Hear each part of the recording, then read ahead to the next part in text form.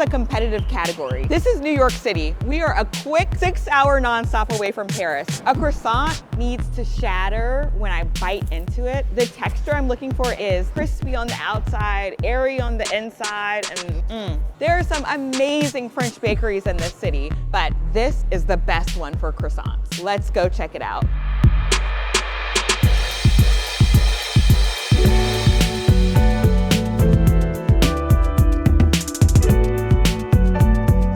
My name is Gus Reckel and we're at L'Imprimerie, a bakery in Bushwick. My dad was making this puff pastry like early morning, waking us up all with banging the butter on the bench. And I guess it stuck with me, and especially pastry brings people together. And I think somehow when we opened this coffee shop, that was my call to kind of connect back with my family and my roots. Yeah, our process takes 3 days from the beginning to the end. On the very first day, we're gonna mix the dough and the détrempe, that's the dough that we're gonna use the next day and do a slow fermentation in the fridge overnight. Then the second day, we're gonna do all the lamination and the fold and the shaping. We're gonna start to lock in the butter. Then we do here 2 double folds back to back to get these layers of butter and dough and butter and dough. And then we're gonna sheet it down again to the right thickness and shape the croissant. Cut the triangles, roll them, put an egg wash, and then we proof them overnight, put them in the fridge for the night, and then in the morning we proof them warm with some humidity, final proof, egg wash, and bake. So all together 3 days, and every day matters, you know, every little step gonna show in the final product.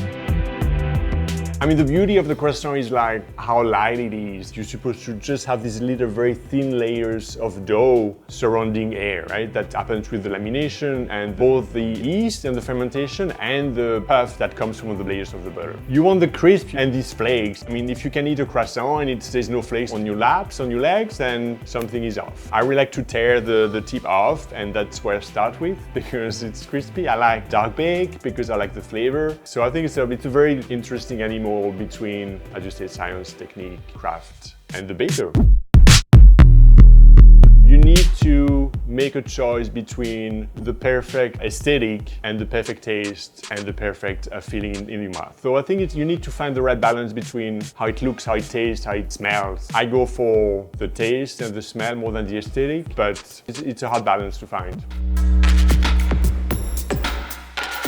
All right, we've got these croissants. They are gorgeous, they are brown, they are light. Light as a feather. Yes, tell us about how it looks. Yeah, I like the fact they're not too big. Sometimes, especially in the US, they tend to be really, really big.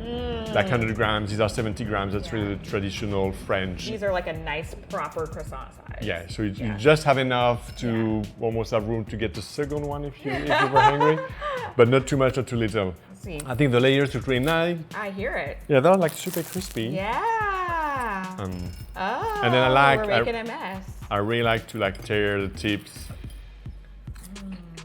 And to start with the bit that's a bit burned, that's really, really nice. I mean, just look at this.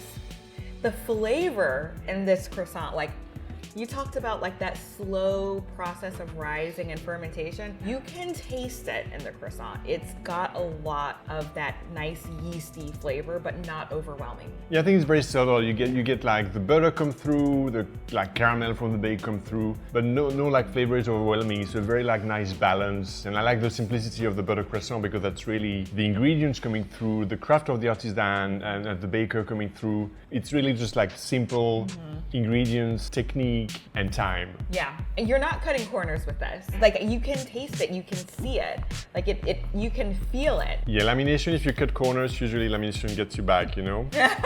Right. You can't cheat. And I think that might be why, yes, we're in New York, we're in Brooklyn. You're French native, but we're having the best croissant ever here in New York, not in Paris. You feel immersed in Paris? I feel immersed.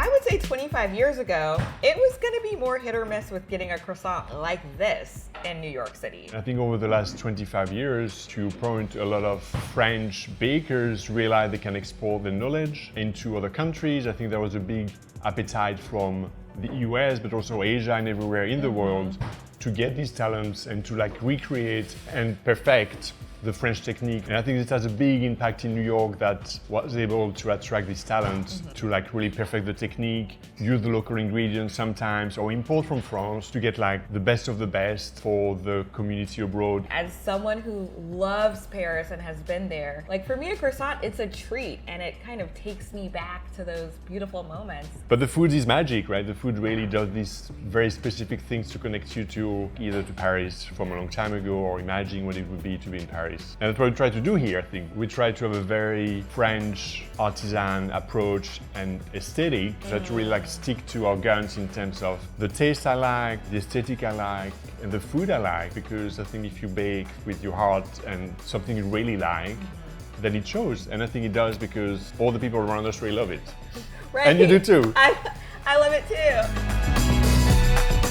I've traveled to Paris. I've eaten a lot of croissants. And I'm telling you, the croissants at L'Imprimerie bakery right here in Brooklyn are the best.